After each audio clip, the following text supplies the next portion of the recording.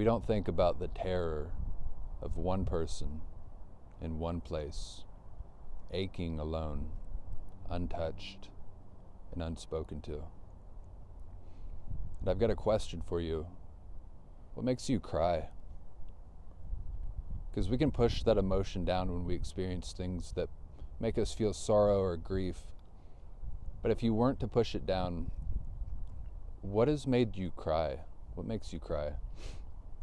And I was asking myself this question today, and I thought of a man that I saw in a park. And it was last fall. I was living in my van down in Florida, and we had that hurricane coming through last fall. And everyone was preparing for this hurricane, and so the whole town was empty. Everyone was in their house. They'd already gotten everything they need.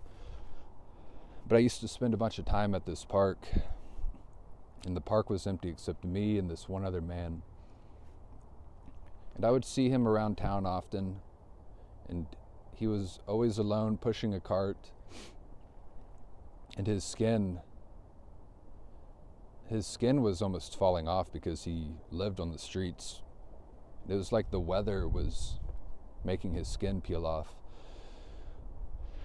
And I had a girlfriend. Her parents were allowing me to stay at their house to weather the storm. But this man had no one. He had nowhere to go, no one. So I left this park and he just remained there. So I went up to him and I gave him $5, which obviously isn't very much.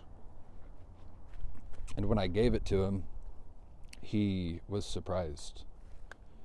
He didn't get really emotional. He was literally shocked because he didn't expect it. And then I left, and when I got to my van, I started crying. And when I thought about him today, I cried about it again because after that hurricane came through, I never saw him. And we can see people like that who literally live on the streets, and we can see them as other, separate from ourselves.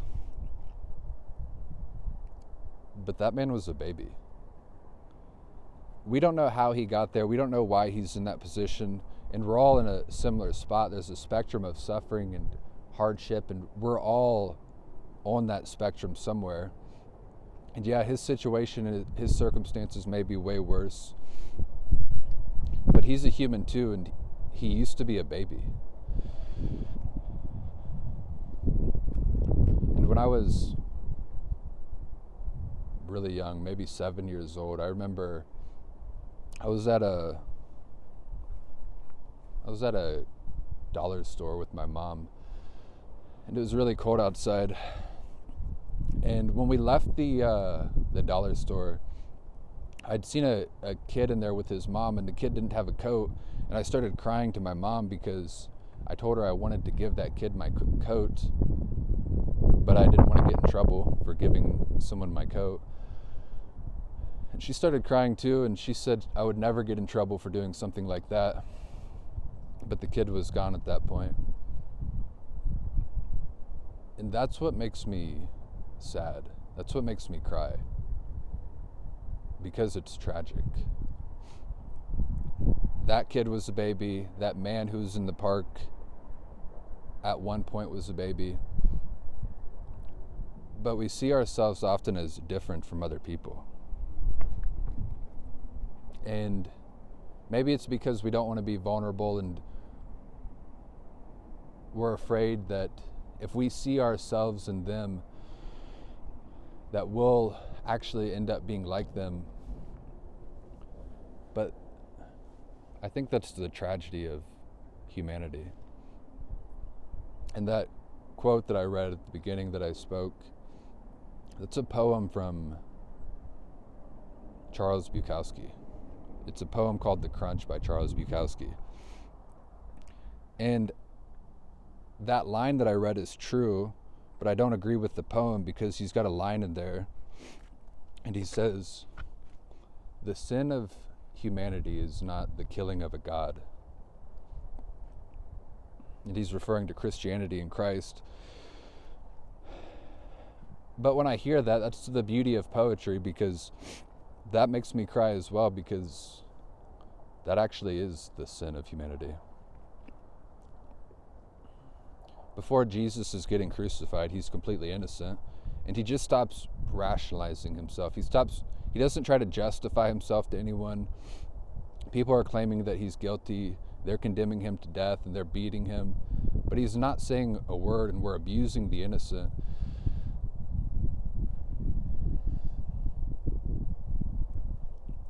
And it's sad.